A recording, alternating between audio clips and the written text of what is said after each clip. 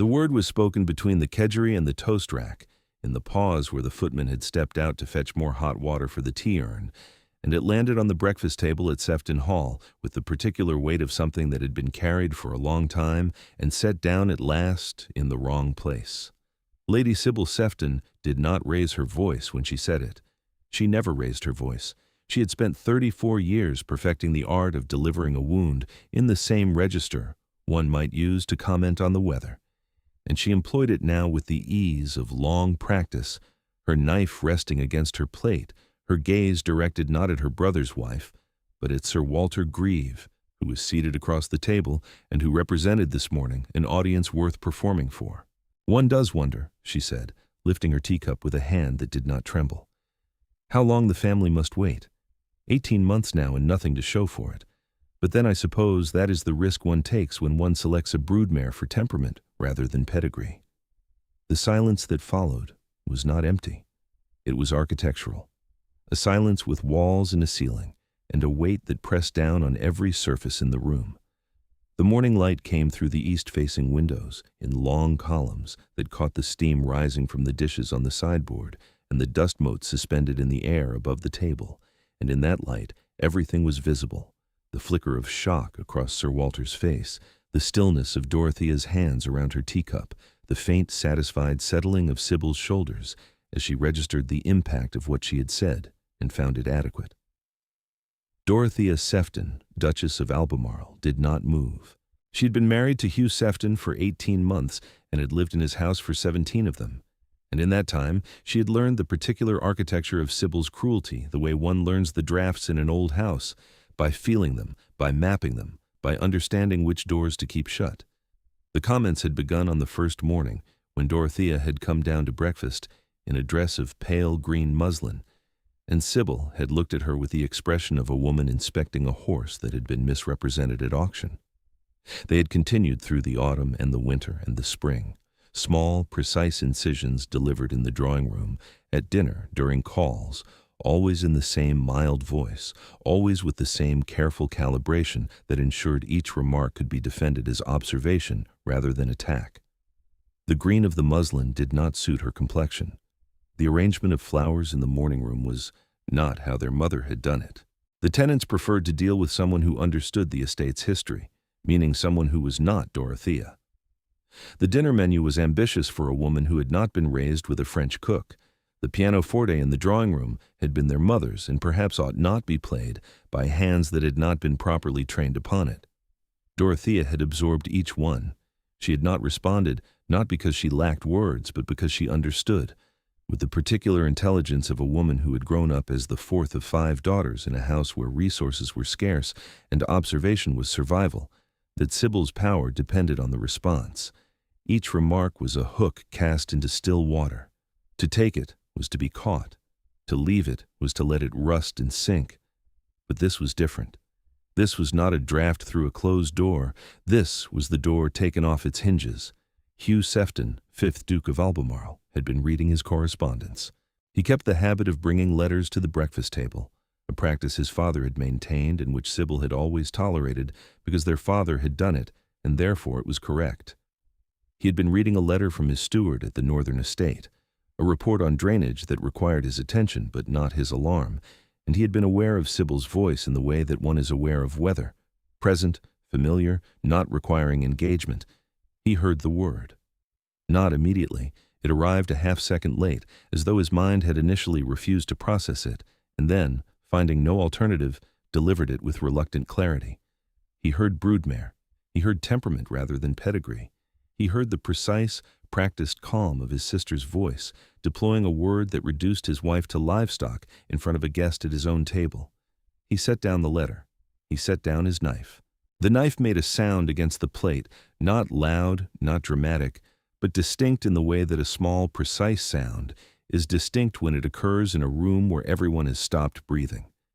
It was the sound of a man putting something down because his hands required emptying, because what he was about to do needed hands that held nothing. Sir Walter Grieve, who had known the Sefton family for 20 years and had accepted the breakfast invitation because he was fond of Hugh, and because the ride from his own estate at Thornley was pleasant in late spring, sat with his fork suspended 2 inches above his plate. He was a man of 53 who had survived a marriage, a widowhood, and the French wars, and he recognized with the instinct of long experience that the temperature in the room had just dropped below the point where polite fiction could sustain itself. He did not look at Dorothea. He did not look at Sybil.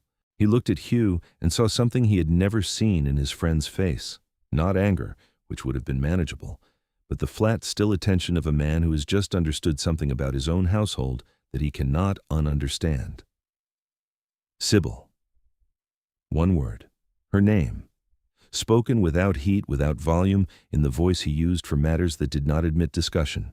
It was the voice he used in the House of Lords when a point of order had been violated, precise, final, carrying the weight of a man who understood that authority, properly exercised, did not require force.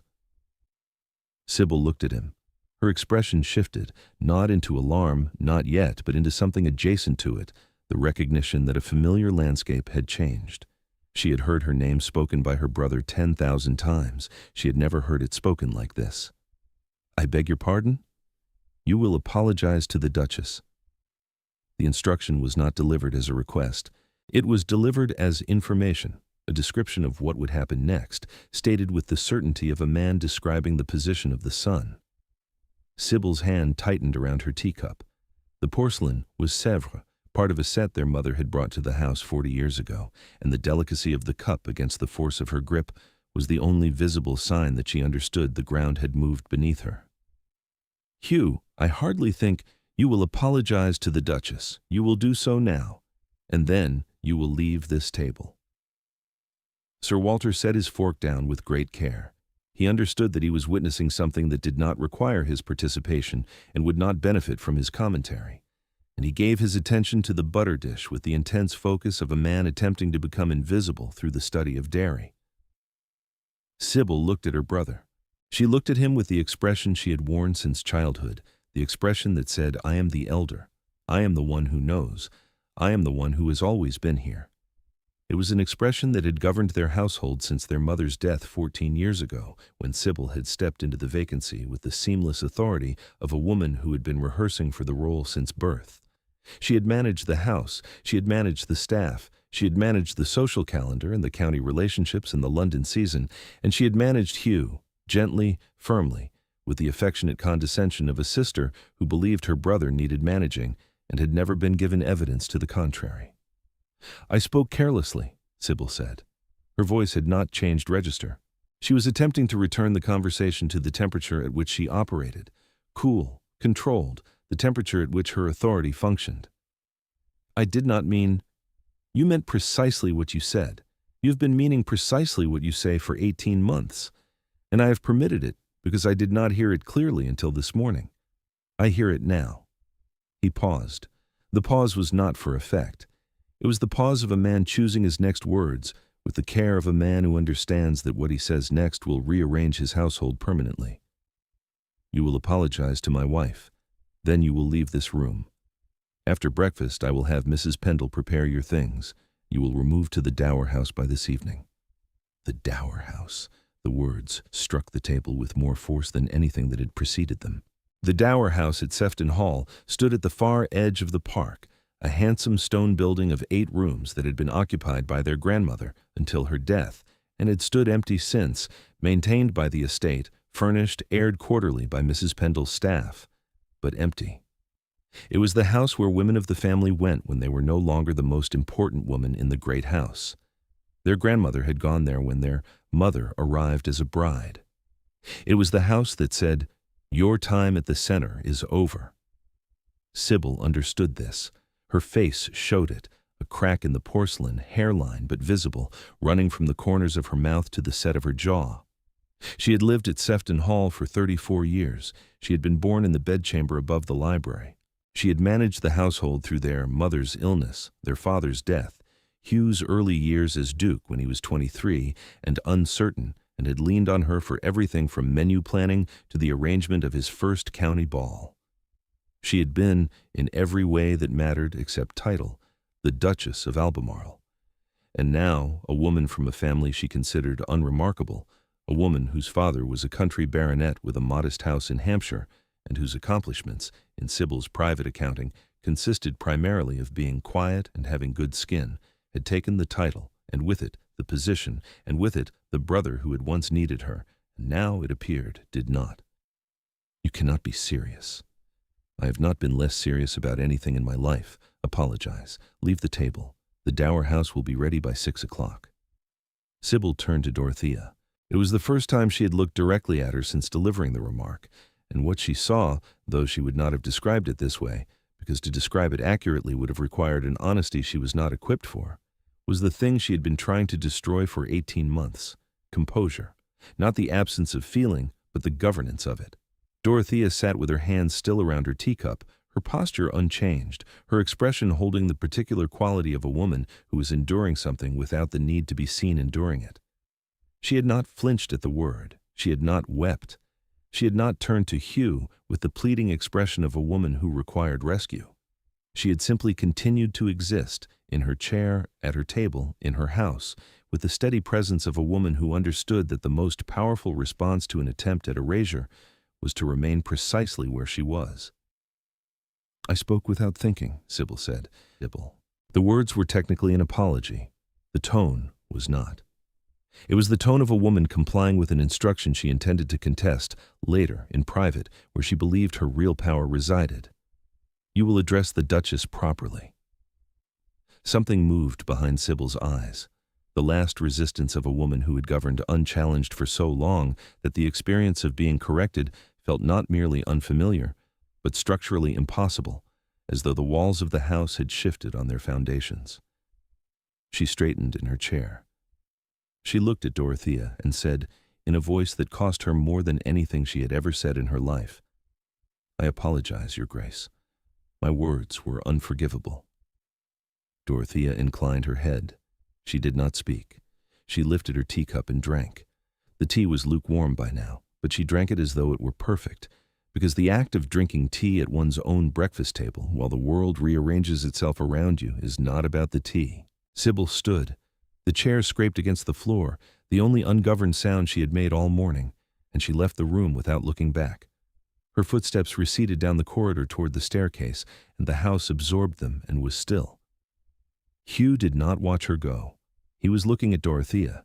He was looking at her the way a man looks at something he has been living beside without seeing, the way one looks at a painting that has been hanging in a room for a year, and which one has walked past 1,000 times, and which, on the 1,001st time, arrests you with its clarity and makes you understand that you have been living in the presence of something remarkable and have failed, through the particular blindness of proximity, to see it.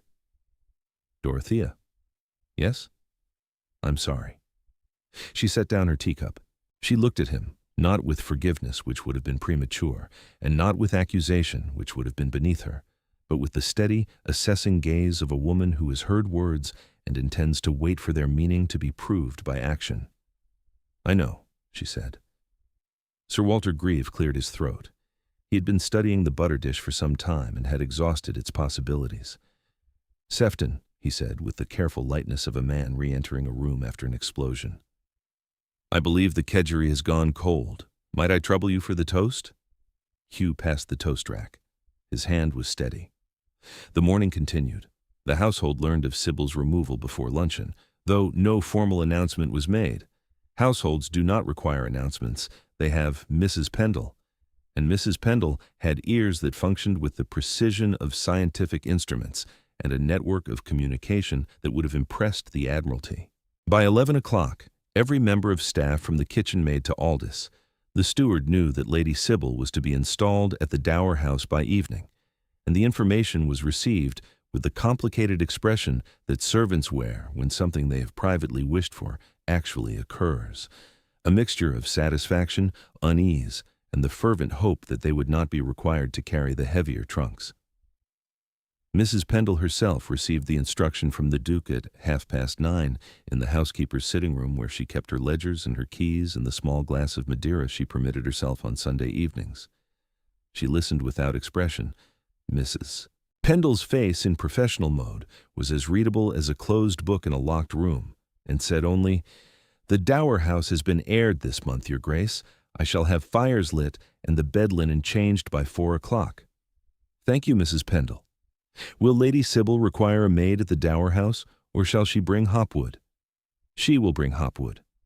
Mrs. Pendle nodded. She did not permit herself the satisfaction that moved behind her eyes, because she was a professional, and professionals did not take visible pleasure in the redistribution of household power. But Aldous, who was passing the sitting-room door, and who knew Mrs. Pendle's face as well as he knew the estate accounts, saw the faintest alteration in the set of her mouth and understood. The Dower House received its mistress at 10 minutes past 6. Sybil arrived in the smaller of the two carriages. She'd requested the landau, and been told by Aldous, with the impeccable courtesy of a steward following instructions, that the landau was reserved for the Duchess's use, and the brougham was available. It was a small thing, the carriage. It was not a small thing at all. She brought 4 trunks, hopwood, and the portrait of their mother that had hung in her bedchamber since childhood. She did not bring the Sèvres tea set, though she had used it every morning for 14 years, because the Sèvres belonged to the house, and she understood, with the bitter clarity of a woman being taught the difference between residence and ownership, that she had been using it on loan. The Dower House was comfortable. It was warm. It was, by any reasonable measure, a handsome establishment that most women of rank would have been grateful to occupy. Sybil walked through its rooms with hopwood trailing behind her, and felt each one as a diminishment, not of her comfort, which was adequate, but of her consequence, which was everything. Hugh came to her the following morning. Not to relent, she saw that immediately, in the way he stood in the doorway of the Dower House drawing-room with his hat in his hand, and his expression carrying the particular firmness of a decision that has been slept on and confirmed. He had come to explain, not to justify. Justification implied uncertainty, but to describe clearly and without anger what would change. You are welcome at the great house for dinner when we entertain. You are welcome to use the gardens and the library. You are not welcome to comment upon my wife's conduct, her person, her family, or her management of the household. These are not requests, Sybil. They are terms. Terms, she repeated the word as though tasting it. You are offering me terms in our mother's house. It is my house. It has been my house for 11 years, and it is Dorothea's house, which you have not once acknowledged since the day she arrived in it. That ends today. Sybil was quiet for a long time. She sat in a chair that had been her grandmother's, and felt the full weight of what had happened, not as injustice, not yet, but as bewilderment. She had been the center of this household. She had raised Hugh through grief and the enormous responsibility of an inherited dukedom, and she had done it without thanks, because thanks was not what she wanted. What she wanted was permanence. What she wanted was to remain essential, and the arrival of a quiet woman from Hampshire had made her inessential, and she had responded to that loss the way a drowning person responds to water, by thrashing, by grasping, by pulling down whatever was nearest. She did not say any of this. She said, "Will you take tea?" Hugh sat. They drank tea together in the Dower House drawing-room, and neither of them spoke about what had happened, and neither of them pretended it had not happened, and the silence between them was not comfortable, but it was honest, which was better. At the great house, Dorothea moved through the day with the careful attention of a woman who understood that a shift in power required management, not celebration. She met with Mrs. Pendle at 10 o'clock, their usual morning conference conducted in the housekeeper's sitting room with the household ledger open between them, and reviewed the week's menus, the linen inventory, the arrangements for the tenants' spring dinner that she had been planning since February.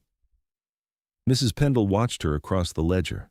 She had watched many women manage this household, the old Duchess, who had been brisk and efficient, Lady Sybil, who had been commanding in particular, and now Dorothea, who was something else entirely. Dorothea managed through attention. She remembered the names of the kitchen staff's children. She knew which footman's mother was ill and had sent broth from the house kitchen.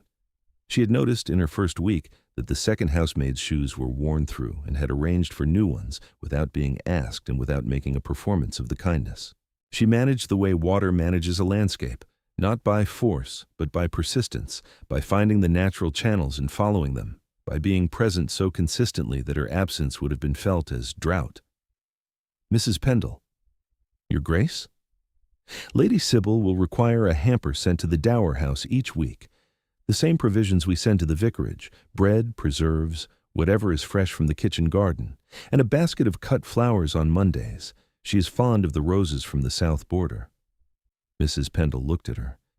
It was the look of a woman who has just been given information she already suspected but had not confirmed, that the Duchess of Albemarle was not merely competent, but good in the old-fashioned sense of the word, in the sense that meant she would send flowers to the woman who had called her a broodmare at breakfast, because the flowers were right, and rightness was more important than satisfaction. "Yes, Your Grace." The roses arrived at the Dower House on Monday morning. Sybil looked at them for a long time. They were the pale ones from the south wall, the ones their grandmother had planted, the ones their mother had tended, the ones Sybil herself had claimed ownership of in the private geography of her heart. Dorothea had sent them. Dorothea, who had been in the house for 17 months and who knew which roses Sybil loved, because Dorothea noticed things, because noticing was what Dorothea did instead of performing. Sybil put the roses in water. She used a vase she found in the Dower House pantry, not the crystal she would have chosen at the Great House, but a simple cream-colored vessel that held the stems well enough. She set them on the windowsill where the morning light would reach them and stood looking at them for a long time, and what she felt was not gratitude, not yet, but the first distant stirring of something that might, with time and sufficient honesty, become it. The weeks passed. Hugh came to dinner at the Dower House on Thursdays, a standing arrangement that emerged without discussion, the way arrangements do in families where the formal has been stripped away and only the essential remains. They spoke about the estate. They spoke about the House of Lords, where Hugh was engaged in a debate on the enclosure bill that consumed his mornings and required him to travel to London on alternate weeks. They spoke about their father, occasionally, in the careful way that siblings speak about a parent whose absence has been absorbed but not forgotten. They did not speak about Dorothea, not because Hugh forbade it, but because Sybil was not yet able to speak about her without the conversation becoming a negotiation, and Hugh had made clear that negotiation was not available. The terms were the terms. Sybil could accept them, or she could sit in the Dower House and feel sorry for herself, and Hugh suspected she would do both simultaneously for some time before one won out over the other. He was right. By midsummer, Sybil had stopped sending Hopwood to the Great House for reports on the household, a habit she had maintained for the first 3 weeks, with the compulsive persistence of a woman who could not stop monitoring a machine she had once operated. By August, she had begun walking in the park again, which brought her past the walled garden where Dorothea spent her mornings, and which resulted, eventually, inevitably, in a conversation. It was not a grand conversation. It was a conversation about runner beans. Dorothea was inspecting the kitchen garden with Mr. Fallow, the head gardener, and Sybil was walking past the wall when she heard Dorothea ask about the variety of runner bean that had been planted along the south-facing trellis, and Sybil, who knew because she had overseen this garden for 14 years, said from the other side of the wall without thinking, "Painted Lady, grandmother planted them in the year of the old king's illness. They want more water than Fallow gives them." There was a pause. Then Dorothea's voice from the garden, carrying the warmth of a woman who is offering an opening and knows it might not be taken. "Would you show me?" Sybil came through the gate. She showed her the runner beans and the espalier pears and the strawberry bed that needed netting before the birds found it. She showed her where the asparagus crowns were planted and why the rhubarb was struggling and which corner of the herb garden received the most sun. She did this without condescension, or nearly without it. The habit was old and would take time to break, and Dorothea listened with the attentive silence of a woman who understood that this was not about runner beans. Mrs. Pendle, who observed this exchange from the kitchen window, allowed herself a small private adjustment of expression that Aldous, had he been present, would have identified as satisfaction. The autumn brought the county assembly, the first significant social occasion since the breakfast. Dorothea attended on Hugh's arm, wearing a gown of ivory silk with pearl buttons at the sleeves that Mrs. Pendle had helped her select, and which caught the candlelight in the assembly rooms with the quiet luminosity of a woman who did not require ornament because she carried her own light. Hugh stood beside her with the particular attentiveness of a man who has understood, belatedly but completely, that the woman he married is not the woman he assumed she was. She is better, she is deeper, she is the kind of woman who sends roses to her enemy and calls it housekeeping. Sir Walter Grieve was present. He crossed the room to greet them with the warm directness of a man who has survived the awkward breakfast and emerged with his friendship intact and his respect considerably increased. "Duchess," he said, bowing over Dorothea's hand, "I hear the kitchen garden is thriving." "The runner beans are especially fine this year," Dorothea said. "Lady Sybil advises more water and less sentiment, and she is right on both counts." Sir Walter looked at Hugh. Hugh looked at his wife. There was something in his expression that Sir Walter had not seen before, not pride, which implied ownership, but recognition, which implied equality. The Duke of Albemarle was looking at the Duchess of Albemarle as though she were the most interesting person in the room, and in a room full of people who had been studying the Sefton marriage for 18 months with the avid attention of spectators at a theater. This did not go unnoticed. Lady Sybil attended the assembly. She arrived separately, in the brougham, wearing a gown of dark blue silk that their mother had once worn, and she entered the rooms and saw the way the company oriented itself around Dorothea and Hugh, not around Sybil, not any longer, and felt the loss of it like a phantom limb. But she also saw Dorothea turn toward the door when she entered, say something to Hugh, and cross the room toward her with the unhurried grace of a woman approaching someone she intended to include rather than avoid. "Lady Sybil, I am glad you came. Mrs. Fenton has been asking after your opinion on the altar flowers for Michaelmas. She trusts no one else's judgment, and I told her you would know exactly what was needed." It was a small thing, the altar flowers. It was not a small thing at all. It was Dorothea offering Sybil a place, not the place she had occupied before, which was gone and could not be returned, but a place nonetheless, defined not by power but by belonging, which is quieter and more durable, and which Sybil, standing in the assembly rooms in her mother's dress with the noise of the county around her, understood for the first time was what she had actually been fighting for all along. "Thank you," Sybil said. The word had no edge. It was the first word she had spoken to Dorothea that contained nothing but itself. The winter came. Sybil came to the great house for Christmas dinner and sat at the table where she had once presided, and found that the meal was excellent and the conversation was better, and that Dorothea had placed her beside Hugh with Sir Walter on her other side, so that she was flanked by the two men who knew her best and who would not require her to perform. After dinner, in the drawing-room, Dorothea played the pianoforte. She played a sonata their mother had been fond of, not because she knew this, but because Mrs. Pendle had mentioned it in passing, and Dorothea had remembered, because Dorothea remembered everything, because remembering was the mechanism by which she loved. Sybil sat in the chair nearest the fire, and listened, and did not say that the pianoforte had been their mother's, and perhaps ought not be played by hands that had not been properly trained upon it. She did not say it because it was not true. It had never been true. It had been a weapon, and she had set her weapons down, not all at once and not without cost, but steadily, the way one sets down heavy things when one's arms have finally grown tired of carrying them. Hugh watched his sister and his wife from the doorway. The firelight caught them both. Sybil in the chair, Dorothea at the instrument, the music filling the room with the particular warmth that music carries when it is played in a house where it has been absent too long. He understood that what he was seeing was not reconciliation, which implied that the two women had once been allied and were returning to alliance. It was something harder and more valuable. It was construction, the building of something that had never existed between them before, assembled from the materials of rupture and tended with the patience that only women seem to possess for the work of making a household into a home. The following spring, Dorothea told him she was with child. She told him in the garden, beside the runner beans, that Sybil had taught her to water properly on a morning when the light was new and the air smelled of wet earth and the south border roses were beginning to open. Hugh took her hand and held it and did not speak for a long time, and when he did speak, he said only her name, twice, because it was the only word that contained everything he meant.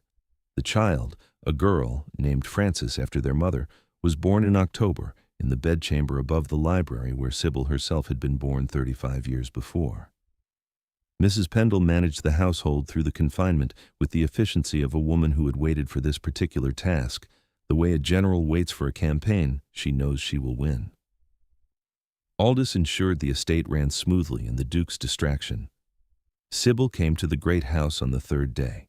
She stood in the doorway of the bedchamber and looked at Dorothea holding the child, and felt the full, complicated weight of what she had nearly destroyed, not through malice, though it had looked like malice from the outside, but through the terror of a woman who had confused necessity with identity and had fought to preserve the former because she could not bear to examine the latter. "She has your hands," Sybil said.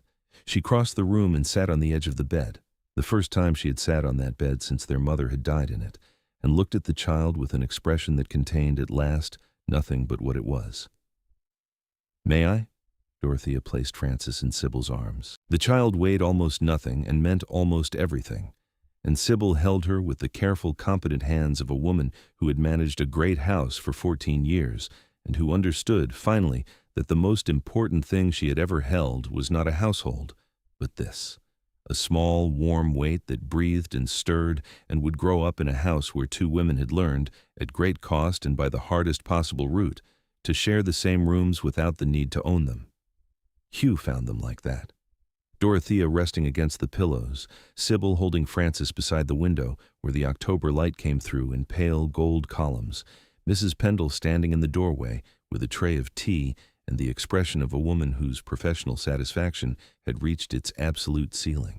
He stood in the corridor and did not enter because the scene did not require him, and because the wisest thing a man can do in a house full of capable women is to know when his presence is a contribution and when it is an interruption. Years later, when Frances was old enough to ask, she would learn the story in pieces from Mrs. Pendle, who told it with the compressed efficiency of a woman who believed that important information should be communicated clearly and without embellishment. From Sir Walter, who told it with the warmth of a man who had been present at the breakfast and who believed the kedgeree had been excellent, whatever else might be said about the morning. And from Sybil herself, who told it once, on a winter evening in the Dower House, with the fire low and her hands folded, and her voice carrying the particular steadiness of a woman who has examined her worst moment with sufficient honesty to describe it without flinching. "I was afraid," Sybil told her niece, "not of your mother, of not being needed. They are different fears, but they produce the same cruelty." Frances did not fully understand this at 14. She understood it at 22 when she married and moved to her husband's house and discovered that the most difficult transition in a woman's life is not the arrival, but the accommodation. The slow daily work of finding one's place in rooms that belonged to someone else before you came, and learning to call them home anyway. Hugh, gray-haired and slower than he had been, and still reading his correspondence at the breakfast table, looked up at Dorothea each morning with the expression of a man who has learned that the most important thing he ever did was set down a knife, quietly, without drama, at the right moment, in defense of the right person. The table held. The house held. And the stories that filled it arrived as they always do, like a door left open for whoever chooses to walk through it whenever they are ready.